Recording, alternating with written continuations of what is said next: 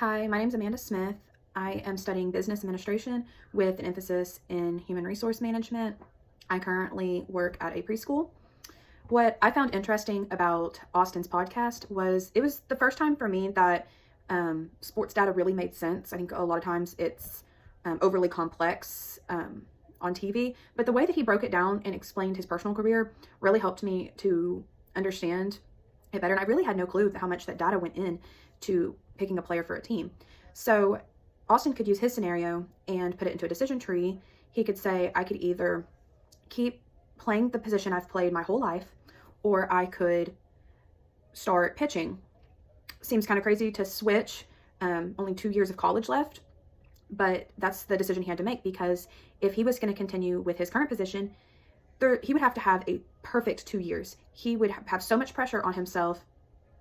And what's the probability that he's going to get the right amount of runs, the right amount of hits, all of this stuff?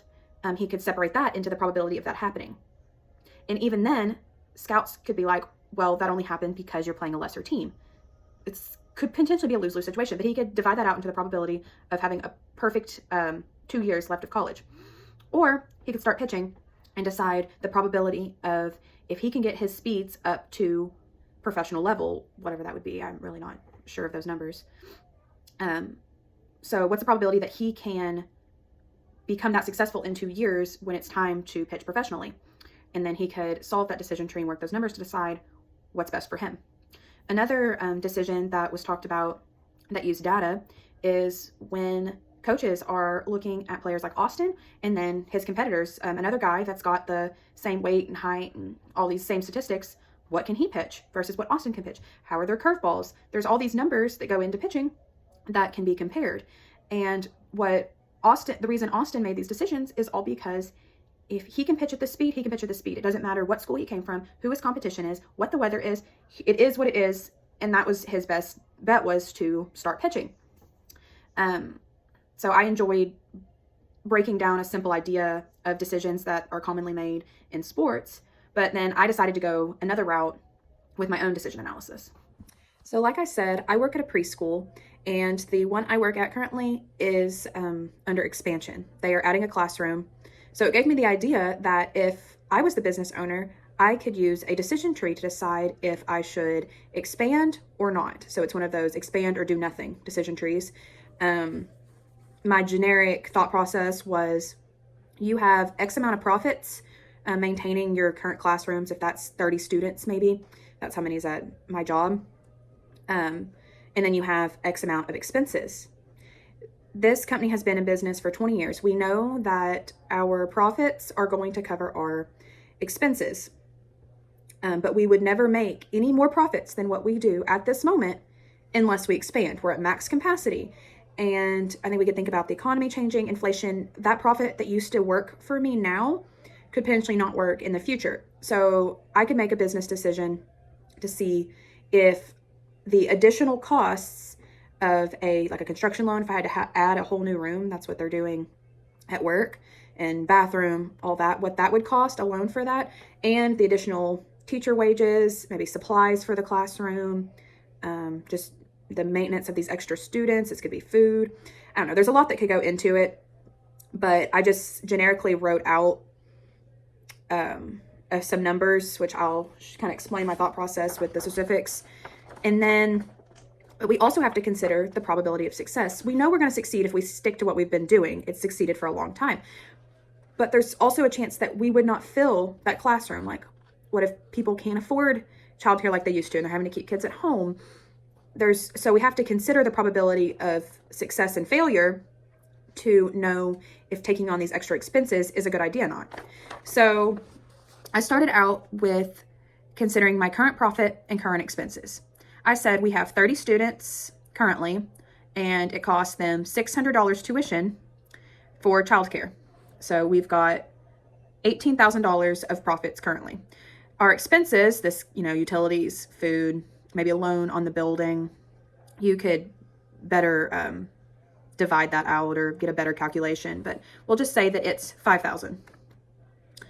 We have our potential profits. If we add this new class, we have the profit we currently are making of $18,000. and then another classroom with 18 students, that's how many's in my current preschool classroom, times the 600 tuition will give us an additional $10,800. Add that with our current profits, we are at $28,800. And then we have to consider our potential expenses, which simply put could be our new teacher wage and construction loans.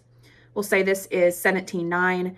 I had some calculations why that's so specific, but I think for the purpose of this, we'll just stick for what it is. So then I built a tree based off this potential scenario. We have a preschool. We either expand or we don't. Obviously these circles were blank. I had to solve that. I know if we do nothing, we're going to make $18,000 profit. We have a 100% success rate. We have a 0% failure rate, which failure meaning that we do not cover our expenses. Every business wants to make a profit. We will fail if we do not make a profit. But we can say confidently that that will happen with our current expenses. With expanding, we're going to make a higher profit, but there's also higher expenses. Is this decision worth it? We have to consider the probability that what if we can't fill that classroom? Most likely we will due to our high wait list, but nothing is 100%. So if there's an 80% chance our classroom will be completely full, maximize profit, with a 20% chance that that will not happen, we have these expenses, $17,900 versus our $28,800 of profits. So to solve this decision tree, we multiplied out our current profits times our 100%, subtracting our expenses to give us a total of $18,000. We know we will make that profit either way, but can we do better? So I calculated our potential profit times the 80% chance that it will succeed, subtracting the potential expenses with the 20% chance that we will fail, getting this $19,460. And that tells us that we will make a higher profit by expanding versus not. So that's kind of how I came up with my decision tree. And thanks for watching.